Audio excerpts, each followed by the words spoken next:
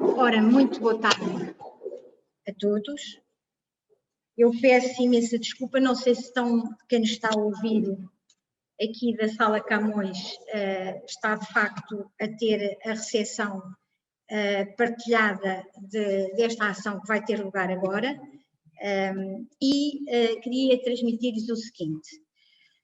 Antes de iniciarmos esta ação de sensibilização, eu queria fazer a apresentação dos membros da Comissão de Ética que estão aqui presentes e começo pela minha direita a doutora Isabel Esteves, que exerce funções na Divisão de Apoio Jurídico e Contencioso, que integra a Direção de Serviços de Planeamento e Gestão. À minha esquerda está a doutora Odete Serra, que exerce atualmente funções na Direção de Serviços de Cooperação Bilateral, é a diretora de serviços, e também à minha esquerda está o doutor Pedro Carlos, que é responsável pela divisão de coordenação do ensino português no estrangeiro, uma divisão que integra a Direção de Serviços da Língua. A Comissão de Ética tem, de facto, mais elementos. Uns finalizaram o exercício das suas funções há muito pouco tempo e outros não puderam, por diversas razões, estar aqui presentes. Portanto, o que eu lhes queria dar as boas-vindas a esta ação de sensibilização e queria também lhes dizer que também está connosco a doutora Vera Sousa, que é responsável pela divisão de apoio de documentação e comunicação do Instituto Camões IP. Ela integra esta ação de sensibilização porque, sendo responsável pela área da comunicação, não só nos ajudou aqui nesta montagem, como também, vão ver mais adiante, teve um papel relevante e foi pioneira no intercâmbio que teve com a Comissão de Ética, tendo já dado frutos desse intercâmbio com um trabalho que realizou e que depois passarei a explicar. É evidente que nesta ação de sensibilização provavelmente será mais um refrescar de conceitos, de valores, do que propriamente, se calhar, novidades da nossa intervenção. Mas há sempre, eu espero que haja sempre um grau de novidade para poderem efetivamente ter ou beneficiarem de uma forma, enfim, com alguma importância, não é? Para o exercício de funções que efetivamente desempenham tanto a rede externa como na rede interna. Ora, iniciando, eu peço imensa desculpa, não estou a conseguir partilhar o ecrã, há aqui um problema. Não, mas agora sim, peço imensa desculpa desta pausa. Portanto, não há nada como iniciar esta ação de sensibilização, que tem como objeto a Comissão de Ética e o Código de Ética, por um enquadramento do próprio Instituto. Como todos sabem, o Instituto Camões IP, o Instituto da Cooperação e da Língua, é um instituto público de regime especial, integrado na administração indireta do Estado, dotado de autonomia administrativa, financeira e património próprio. Eu costumo dizer que o Camões IP é um instituto novo e velho. Peço desculpa desta forma coloquial de me expressar, mas é mesmo verdade o que estou a dizer. É novo pela data da sua criação, porque ele surge através da fusão em 2012, mas é antigo, para não dizer velho, porque é a fusão de dois institutos com grande história nas duas áreas, uma na língua e cultura e outra na cooperação. Portanto, este instituto novo, no sentido em que foi criado em 2012, de facto é o instituto onde se enquadra, de facto, esta Comissão de Ética. Só para terem a noção de que o Conselho Diretivo deste Instituto, o Instituto Camões IP, foi sensível a estas áreas enfim, da ética, logo a 13 de março de 2013, 4 de março de 2013, para ser mais concreta, através da deliberação 24, o Conselho Diretivo constituiu esta Comissão de Ética. Na altura, a Comissão de Ética tinha um presidente, uma secretária e 3 vogais. Esta Comissão de Ética, ao longo dos anos, só para perceberem que isto não é um instrumento fechado, isto é um instrumento que se pretende que seja, de facto, aberto. E, portanto, foi sofrendo na sua Constituição alterações.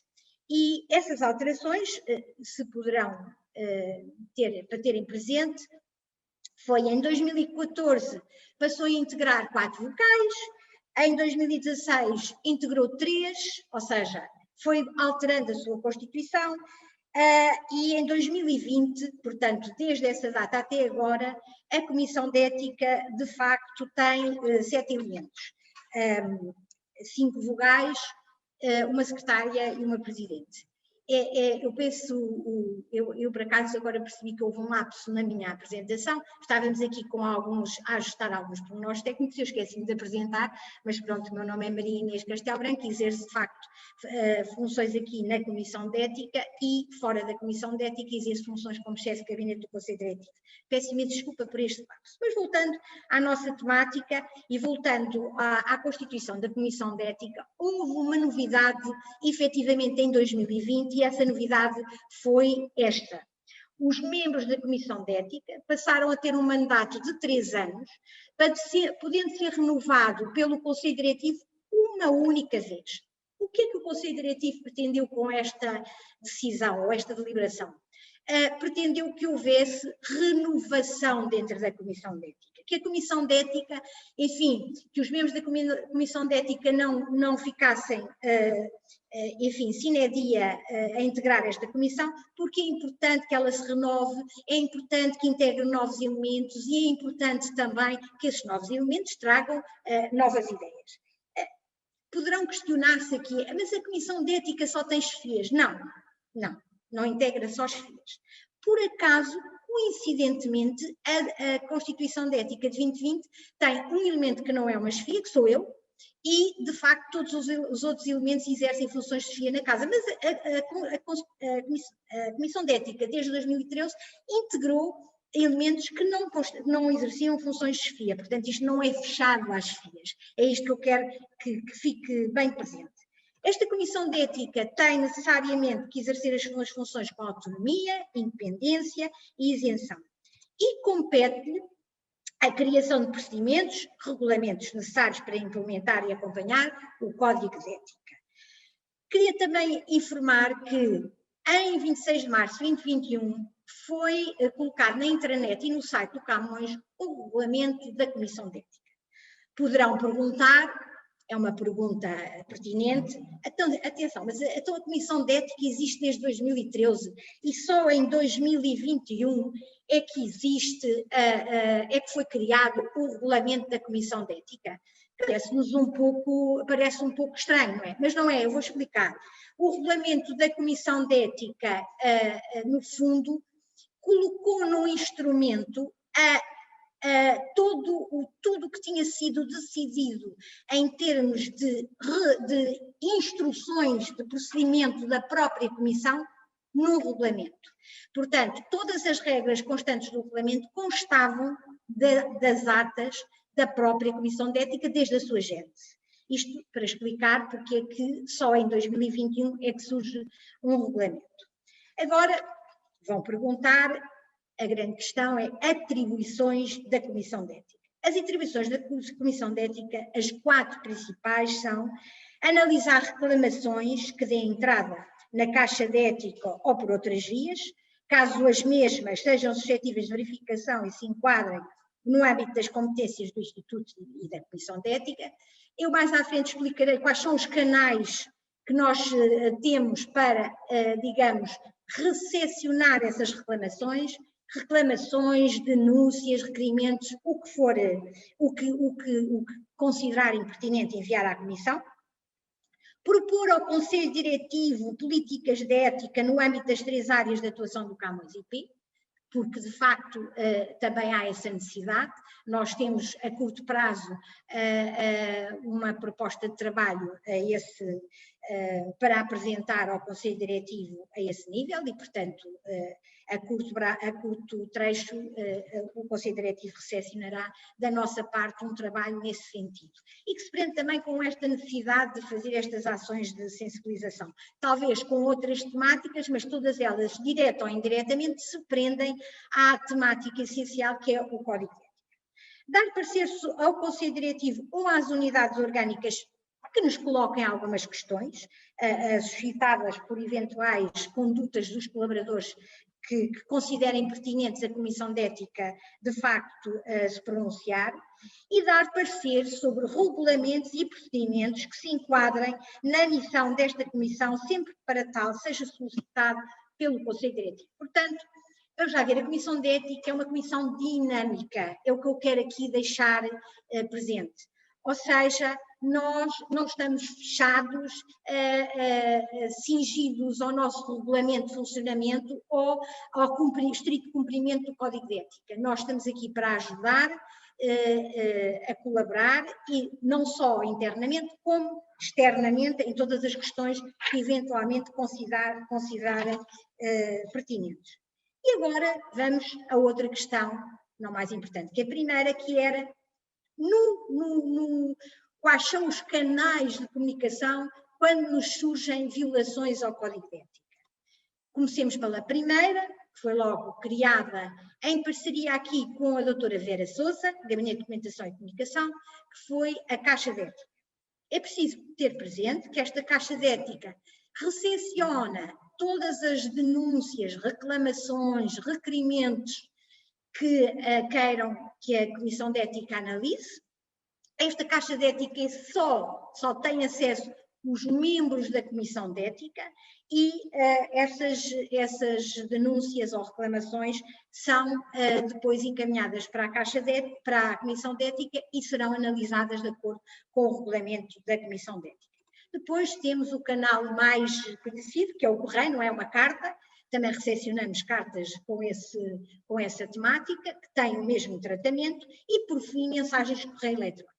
Agora, é bom ter presente uma coisa muito importante. Elas são dirigidas ao Presidente do Conselho Diretivo ou à Comissão de Ética, mas é sempre assegurado o anonimato e o sigilo. Isso, de facto, é muito importante nesta sede. E é importante que as pessoas tenham presentes para se sentirem seguras caso considerem que deveriam efetivamente apresentar qualquer questão à Comissão de Ética. E então passamos para outro capítulo, esse sim, o Código de Ética.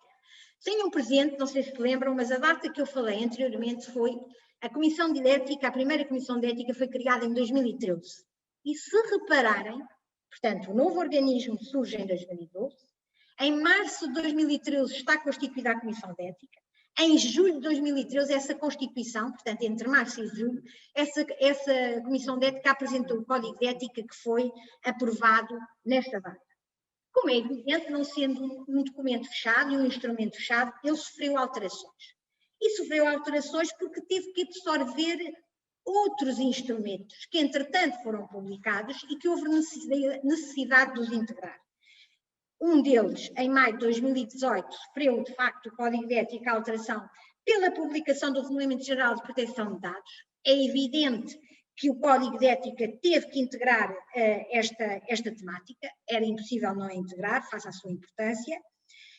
Depois, quando na Comissão de Ética, nessa data, em 2018, houve necessidade de clarificar alguns conceitos, ou seja, os juristas, eu falo por mim, peço imensa desculpa, mas às vezes a linguagem é um bocadinho hermética e, portanto, considerou-se que alguns conceitos constantes no código deveriam ser mais claros, devia ser, de facto, não só a sua alusão ser mais explícita, para também o seu cumprimento ser mais eficaz. E, portanto, houve necessidade de clarificar alguns conceitos.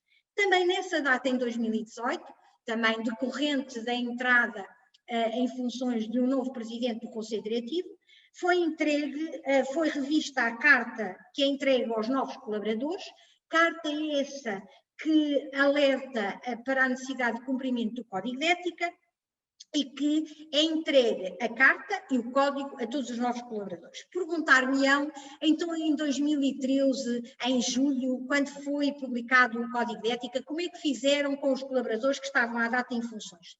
Quando surgiu o primeiro Código de Ética, foi entregue e tivemos que assinar um termo de aceitação enfim, para terem de facto a noção que o recebíamos e que estávamos sensíveis às normas que nele constavam.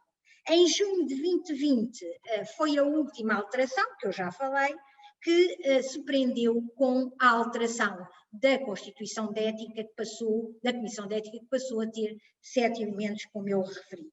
Portanto, esta é a última alteração do Código de Ética. Vai haver mais, porque, como se lembram no princípio, eu expliquei que um dos membros da Comissão de Ética saiu e, portanto, só isso, de acordo com o Regulamento de Funcionamento da Comissão de Ética, obriga a Comissão a apresentar ao Conselho Diretivo uma nova constituição da Comissão e poderemos ficar por 7 elementos, ou 6 ou 5, e depois em sede de reunião da Comissão logo deliberamos e logo propomos ao Conselho Diretivo.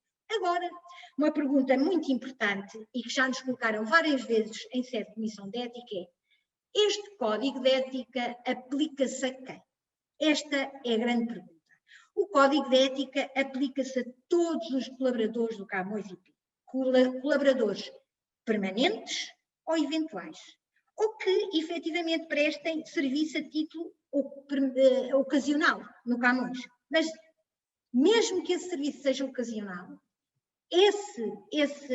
esse tempo de facto obrigam a cumprir as normas constantes do Código de Ética. Os permanentes, quem são? Perguntar-me-ão, mas quem são os colaboradores permanentes? São os titulares dos órgãos estatutários, são os dirigentes, são os quadros, são os restantes trabalhadores, independentemente do vínculo que tenha. Ou seja, isto não se prende aos colaboradores chamados trabalhadores em funções públicas. Não é só para os trabalhadores que exercem as suas funções com um vínculo ao Estado, não. Pode ser outro vínculo, eu dou o caso, por exemplo, que nos questionam os agentes da cooperação, os leitores, os professores, os docentes. Portanto, o que eu quero explicar é que, independentemente dos fornecedores, lá vamos, o que eu quero explicar é que são todos os colaboradores do Camões IP que, quando se relacionam connosco, Camões IP têm necessariamente a obrigação de cumprir este Código de Ética.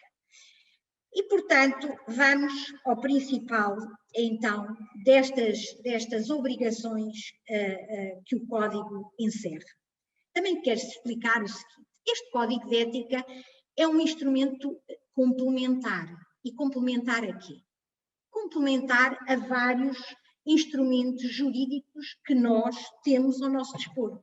O Código de Procedimento Administrativo, o regime de contrato de trabalho em funções públicas, o regime de vinculação de carreiras e de remunerações dos trabalhadores que exercem funções públicas, o estatuto disciplinar dos trabalhadores que exercem funções públicas, sem exclusão de outras, como é evidente, a Carta de Ética da Administração Pública, que até é um anexo que faz parte integrante deste Código de Ética. Portanto, tenham presente que este Código de Ética é complementar a todos os outros instrumentos jurídicos que já existem e já estão em vigor há muitos anos. O Código de Ética assenta em princípios. Quais são esses princípios? A igualdade, a imparcialidade, a isenção, a transparência, a integridade, a criteriosa afetação de recursos públicos, identificando como valores fundamentais, como podem verificar, a excelência, a integridade, a equidade e a qualidade. Isto tudo consta do ponto 2 do Código de Ética.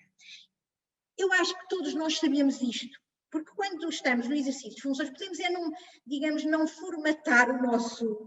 Quando estamos no exercício das nossas funções, não estamos, pronto, estou aqui, enfim, a cumprir as minhas funções no cumprimento do código, do princípio da igualdade. Mas é evidente que o cumprimos quando estamos no exercício das funções.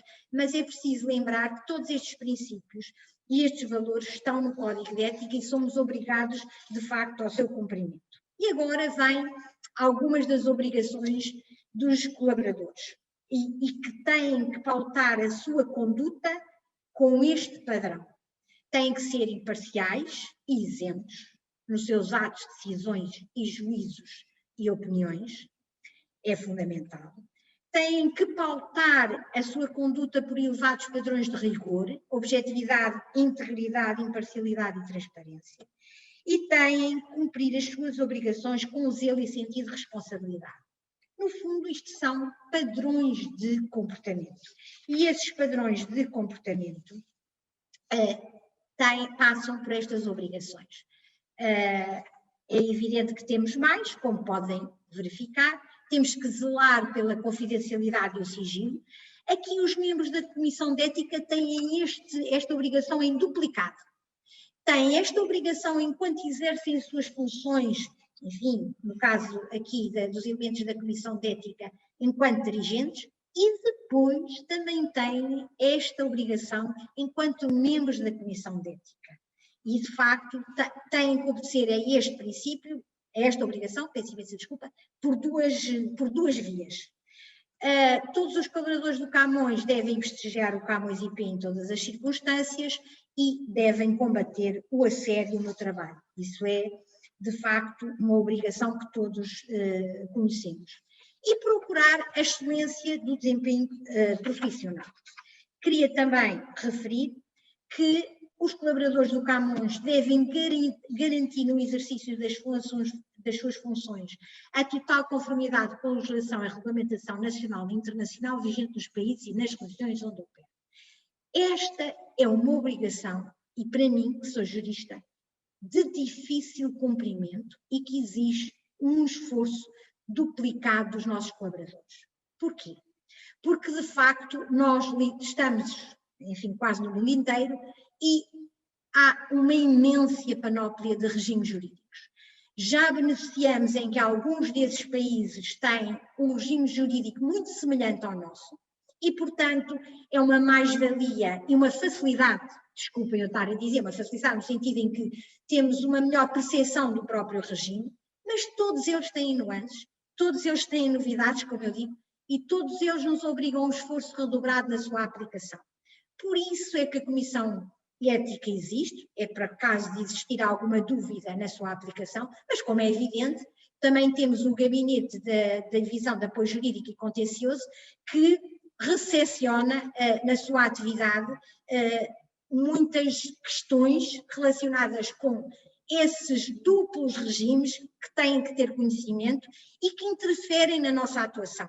Interferem nos nossos contratos, interferem nas nossas obrigações, interferem nas deliberações que são exaradas pelo Conselho Diretivo.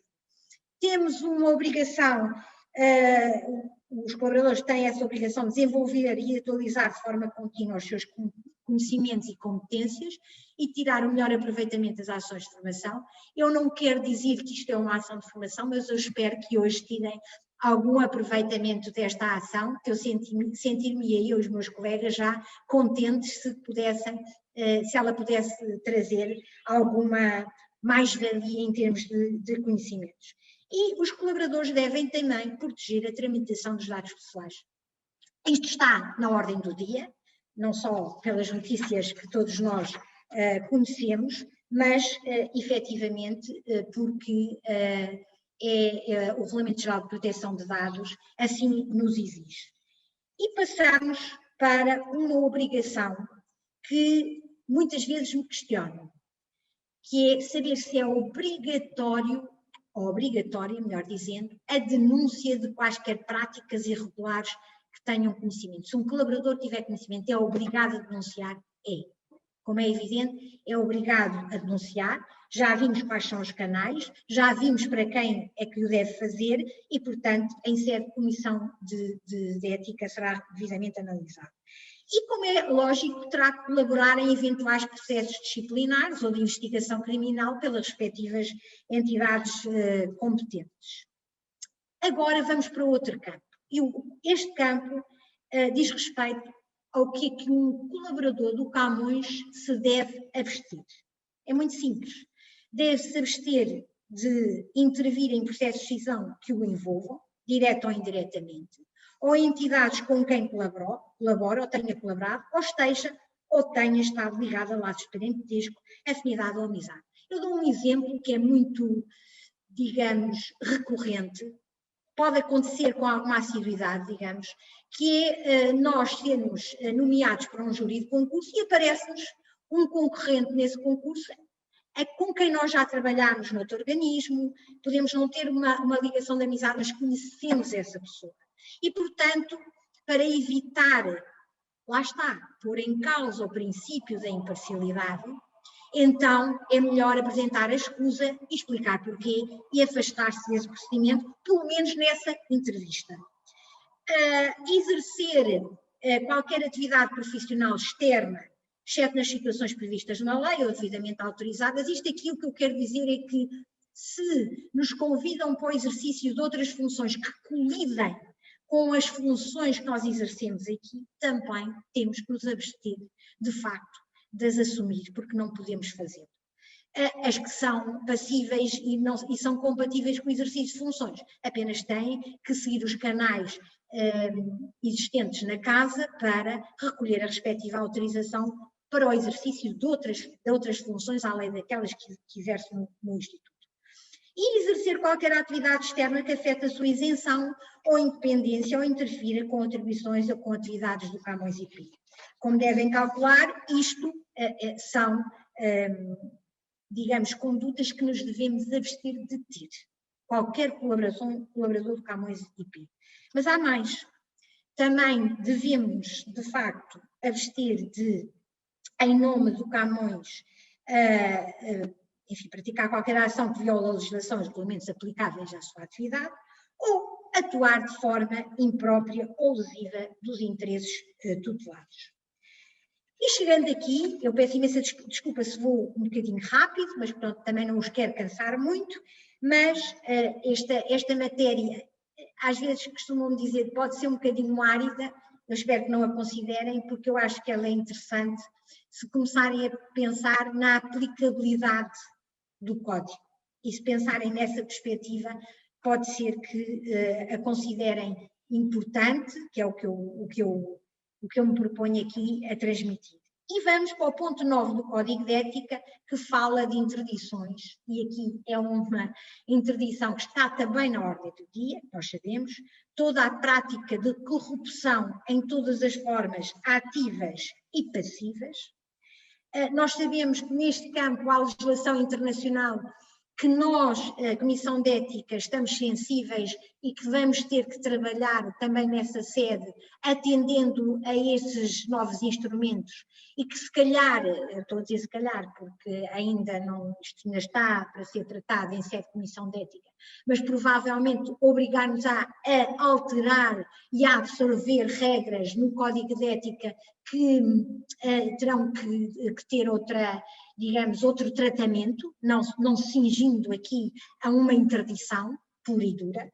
Depois temos que pensar que também está como interdição a qualquer colaborador efetuar em nome do Camões contribuições monetárias ou quaisquer outra forma de partidos políticos ou em qualquer parte do mundo, como tentativa de aliciamento ou de influência. Eu também dou aqui um exemplo que também foi questionado o Camões e Pio nesta sede, que é, por exemplo, eu estar a trabalhar num país fora de Portugal e considerar, porque me revejo em alguns princípios de uma força política desse país, pedem para eu colaborar com essa força política e, eventualmente, eu considero que a mesma não cria qualquer interferência no exercício das minhas funções, mas atenção, eu não estou lá a trabalhar por conta própria. Eu estou a falar como colaboradora do Camões e Pio. Eu estou lá a trabalhar em nome do Camões e Pio. Portanto, muita atenção a estas interdições. E criar, como devem calcular, temos que, está vedado aos colaboradores do Camões, criar situações de favor ou irregulares. Isto é muito premente em contratos, em adjudicação de contratos, e, portanto, é uma interdição que está na ordem do dia. Agora, vamos aqui a uma situação, esta sim prende-se com a doutora Vera Sousa, porque foi com esta interdição aceitar gratificações, pagamentos, favores ou ofertas suscetíveis de serem consideradas e interpretadas como meio de influenciar o seu comportamento, que em 2016, não sei se têm presente, o Governo fez publicar o Código de Conduta do Governo. E quando foi publicado o Código de Conduta do Governo, a doutora Vera Sousa, em 2019, salvo erro, ou 18, agora peço imensa desculpa, não tenho presente, mas relacionou-se, eu acho que foi 2018, teve um intercâmbio de informação com a Comissão de Ética e considerou-se pertinente, digamos, através de uma nota interna distribuída a todas as unidades orgânicas, definir procedimentos sobre esta situação e que, no fundo, espelham o que estava no Código de Conduta do Governo. E isto aplica-se a todos os colaboradores do Camões, especificamente, no caso concreto, aos membros do Conselho Diretivo, às chefias, e aprende-se com esta matéria, com o facto de o que é que temos que aceitar, o que é que podemos aceitar, qual é o nosso limite, até onde podemos ir. Às vezes, enfim, nas cerimónias temos alguma preocupação e também temos que ter presente que há trocas que são institucionais e, portanto, não podemos de maneira nenhuma dizer ao nosso interlocutor, eu não vou receber digamos, esse presente em nome do seu país, porque tem um código de conduta que me veda essa aceitação. Não, por isso é que existe esse código de conduta para espelhar o que é que se pode e o que é que não se deve fazer. E, portanto, como veem, lá está aquele intercâmbio da Comissão de Ética com as unidades orgânicas.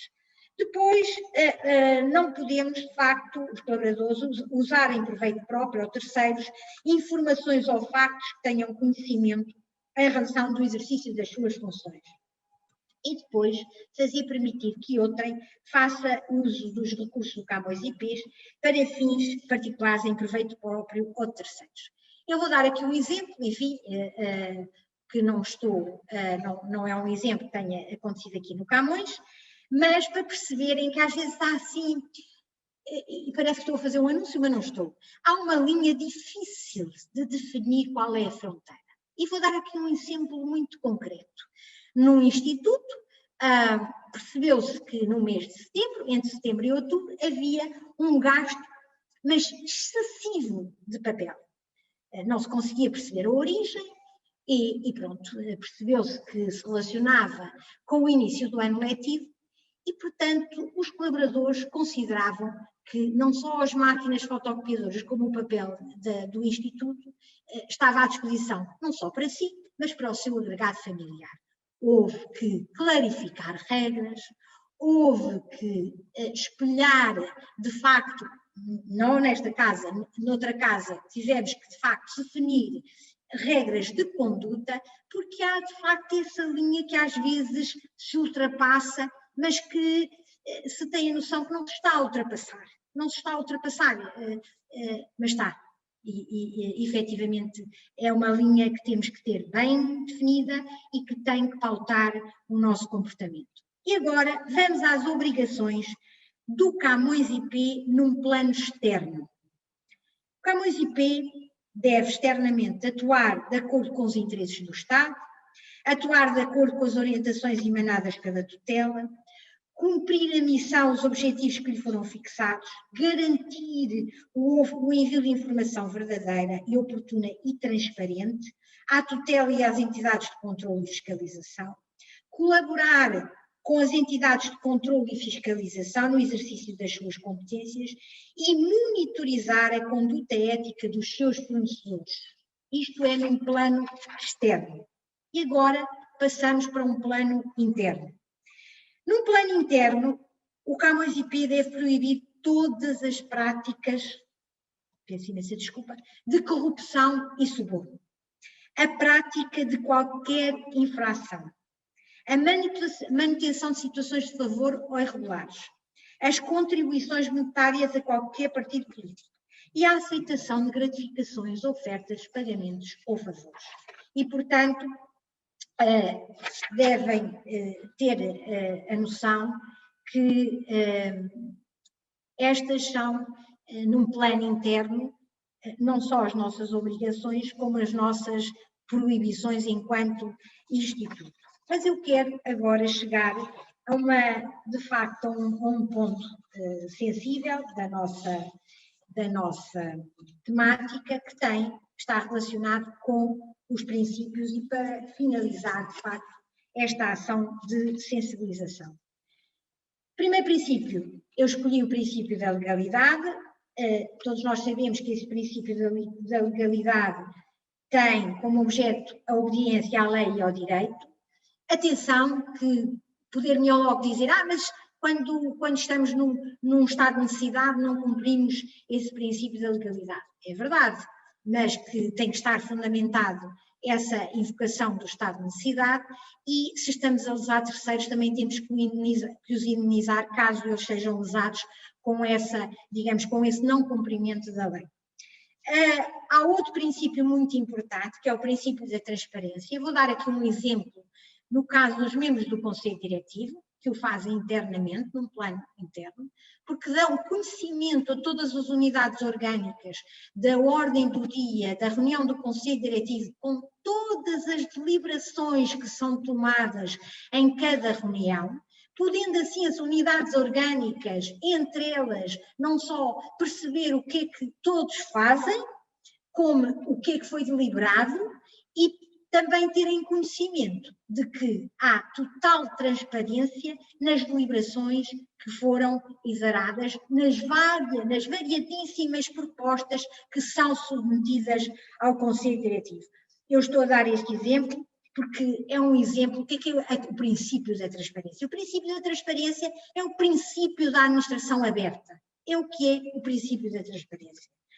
Outro princípio muitíssimo importante e que tem que pautar o nosso comportamento é o princípio da igualdade, porque nós, como todos nós sabemos, não podemos privilegiar, beneficiar, prejudicar, privar de qualquer direito ou isentar de qualquer dever ninguém em razão da sua ascendência, sexo, língua, território de origem, religião, convicções políticas ou ideológicas, instruções, situações económicas, de quando a instrução é grau académico, como é evidente, condição social, orientação sexual. É evidente que este princípio da igualdade é muito importante quando estamos a analisar, por exemplo, propostas, e nós temos vários processos em que temos várias propostas que estão em cima da mesa e não nos podemos aliar deste princípio da igualdade. Diretamente relacionado com o princípio da igualdade, está o princípio da proporcionalidade, como devem calcular. Esse princípio está diretamente relacionado com o princípio da igualdade. Porquê? Porque este princípio visa a proteção do interesse público. A administração pública deve adotar comportamentos adequados aos fins percebidos. Isto é que é o princípio da proporcionalidade. Não menos importante, vem o princípio da imparcialidade. Deve tratar de forma imparcial aqueles com quem se relaciona, todos nós sabemos isto, e adotar soluções e procedimentos indispensáveis à preservação da isenção administrativa e à confiança nessa isenção. Quem se relaciona connosco tem que confiar em nós. E, de facto, nós, olha, é um bocadinho como eu falei do princípio da transparência. O Conselho Diretivo deu o exemplo, não é? Com essa, digamos, essa publicação das deliberações das reuniões do Conselho Diretivo. Aqui no princípio da imparcialidade, todos nós, no exercício das nossas funções, também temos que dar, digamos, fazer jus ao cumprimento deste princípio da imparcialidade. E, por último, queria-lhes falar do princípio da boa-fé, que não é mais do que a nossa atividade tem que cumprir em todas as suas formas e fases, tem que, de facto, cumprir este princípio da boa-fé. Reparem, todos estes princípios estão no Código de Ética, mas, como é evidente, também estão no Código de Procedimento Administrativo e também estão, de facto, na Carta de Ética que é anexa ao Código de Ética. Portanto, e agora falo um bocadinho aos trabalhadores no exercício das funções públicas, porque esses trabalhadores, desde que iniciaram o seu vínculo com o Estado, têm essa obrigação e têm a obrigação de os conhecer e pautar a sua conduta por estes princípios. O Código de Procedimento Administrativo já teve várias revisões, a minha colega a doutora Isabel Esteves poderá confirmar o que vou transmitir. As últimas alterações tiveram, de facto, um alargamento destes princípios. Por exemplo, agora está presente no Código de Procedimento Administrativo o princípio da cooperação leal com a União Europeia. Já devem perceber a origem e a necessidade de termos este princípio no Código de Procedimento Administrativo, porque, de facto, nós devemos atender quando nos relacionamos com a União Europeia. Este princípio está espelhado no Código de Procedimento Administrativo e todos nós somos obrigados a cumprir. Outro, não mais importante ou não menos importante que este, foi criado com a necessidade de termos no Código de Procedimento Administrativo o procedimento sobre as novas formas de trabalho. E novas formas de trabalho passam por reuniões em Teams, passam por saber como se transcrevem e como se fazem a transcrição das atas nessas reuniões, como é feita a deliberação, como assinamos, tudo isso teve que ser, digamos, regulamentado. E o Código de Procedimento Administrativo não foi alheio e, portanto, nas suas alterações, uma em 2015 e outra em 2020, absorveu estas novas temáticas e que eu, por acaso, mais atrás, se calhar saltei alguma coisa, mas quando falei das obrigações do Instituto Camões IP internas, uma delas referia-se às condições de trabalho. E essa obrigação foi super sentida nestes últimos 2 anos, porque o Camões IP teve que se adaptar a novas regras de procedimento, de trabalho, de funcionamento, com novos instrumentos, todos eles, não quer dizer que uma vez ou outra já não tivessem tido contacto, mas uma coisa é termos tido contacto esporádico, outra coisa é ele ser continuado. Portanto, eu julgo que a nossa adaptação, enquanto Camões IP nessa sede, poderemos ter orgulho realmente nessa adaptação. E não só o Camões IP, porque nós ouvimos o Governo dizer que toda a administração pública de facto adaptou-se de forma exemplar a essa nova metodologia de trabalho. Eu acho que, eu peço imensa desculpa se falhei alguma coisa ou se saltei alguma ideia que deveria ter espelhado com mais, enfim, com mais fundamento, digamos, mas eram estas as ideias que eu queria trazer-lhes e também explicar-lhes que nós estamos aqui para ajudar. Volto a frisar, a comissão não é uma comissão fechada, é uma comissão aberta. Eu agradeço em nome da Comissão de Ética esta primeira parte da ação de sensibilização. Ainda consta nestes agradecimentos o Dr. Pedro Oliveira, que nos deixou a Comissão de Ética no dia 15 de outubro, porque abraçou outro desafio profissional e, portanto, hoje em dia já não está, já de facto não integra a Comissão de Ética, mas trabalhou connosco nesta sede, neste trabalho que desenvolvemos e que quisemos trazer aqui para refrescar todas estas ideias sobre a temática da ética. Passamos para uma segunda parte da nossa ação. Temos aqui, julgo que ao longo se calhar da ação de sensibilização, não sei se houve alguma questão, mas a doutora Vera Sousa também diz que se por acaso quiserem apresentar alguma questão e ser ouvidos nessa mesma questão, têm a possibilidade de o fazer, basta assinarem, levantarem a mão e, portanto, nós estamos receptivos a qualquer questão que queiram colocar. Se também não houver alguma questão, eu também me considero contente, porque é sinal que fui explícita no que queria transmitir e talvez não tenha existido necessidade de colocarem alguma questão. Dou assim algum compasso de espera, não sei se temos ou não.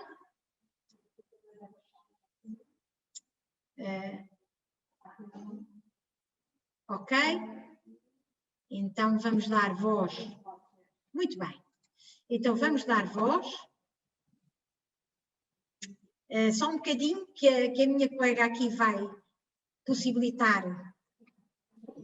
Está aqui, Walter, ok. Eu carrego aqui.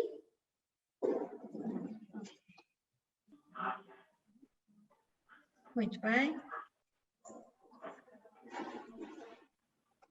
Boa tarde a todos. Eu já o estou a ouvir, portanto, só precisamos é de um ouvido com mais... Espera aí, ver, só um bocadinho. Peço desculpa, há sempre estas questões técnicas. Agora está mesmo alto e, portanto, estamos a ouvir, julgo. Inês, boa tarde. Ouvi com muita atenção a tua apresentação, muito elucidativa e muito útil. Eu peço desculpa, Walter, não estamos a conseguir.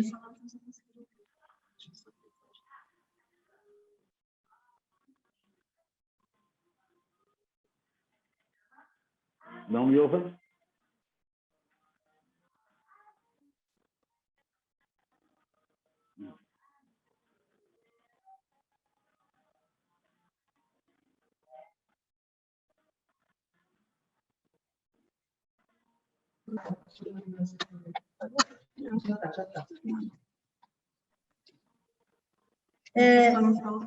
Então. Eu estou a ouvir bem. Estou a ouvir. Eu estou a ouvir, e vocês? Então, Walter, se quiser... Okay, Inês, muito obrigado pela apresentação. Estão a ouvir, não estão? Ok. Estamos. Gostei muito da apresentação. Estes temas que não são laterais, eu considero que devem estar incorporados na nossa cultura, não empresarial, mas institucional, e devem ser incorporados na nossa prática diária. A grande pergunta que eu gostava de colocar, nós estamos num momento desafiante, em que o Tribunal de Contas, recentemente, há poucas horas, diz que quer recorrer à inteligência artificial para controlar os contratos públicos, portanto, a nova realidade decorrente do PRR. Como é que nos estamos a preparar para esse novo patamar? Não lhe queria chamar paradigma, mas é de facto um novo patamar, com grande preocupação dos atores políticos, da sociedade civil, enfim, nós também vamos beneficiar do PRR. Como é que nós nos estamos a adaptar em termos éticos e no fundo, as salvaguardas para a corrupção, para tudo o resto? Eu não sei se não... Consegue ouvir? Walter, consegue ouvir? Estou a ouvir. Ok, então vamos lá ver. Eu acho que temos de dar um passo de cada vez. Neste momento, a Comissão de Ética, que foi constituída, que teve a última alteração em 2020, está, como eu expliquei na apresentação que fiz em nome da Comissão de Ética, está sensível agora à primeira temática, que tem a ver com a corrupção, e, portanto, vamos dar esse passo.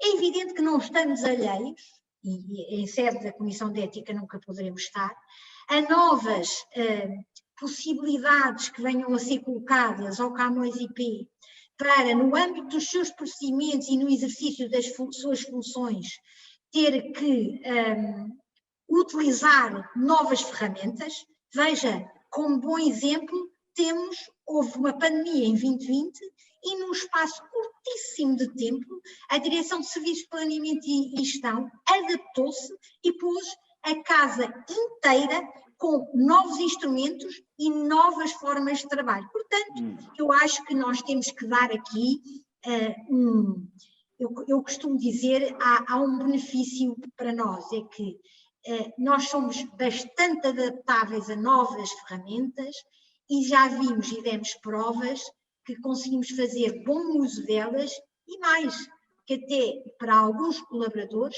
elas são preferenciais. É o seu caso, por exemplo. Portanto, eu acho que, não sei se fui ao encontro da sua resposta, da sua pergunta, mas queria dizer-lhe o seguinte: agradeço desde já as palavras que teve no início sobre o agradecimento desta apresentação que fiz em nome da Comissão de Ética. Obrigado, Walter. Obrigada. Não sei se há mais alguma questão.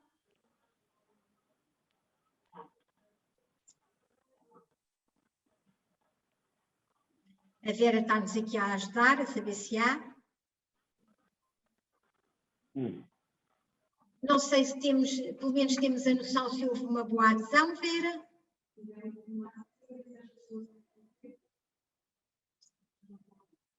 Tivemos, diz-me aqui a minha colega Vera, tivemos um bom universo de assistentes nesta ação de sensibilização, internos e externos, porque esta ação de sensibilização era aberta, portanto, a toda a rede do Camões, interna e externa, e, portanto, nós aqui na Comissão de Ética e todos os elementos que aqui estão presentes, juntou-se a nós a doutora Ana Azmel, que chefia a divisão da ação cultural externa da Direção de Serviços da Cultura.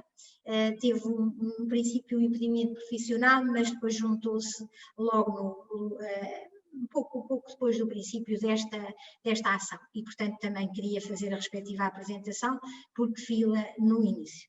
Portanto, se não houver mais questões a colocar, só tenho que agradecer e voltar a disponibilizar-me em nome da Comissão de Ética, conforme referi, para qualquer questão relacionada com esta temática. Muito boa tarde, continuação do bom trabalho e tudo a correr bem.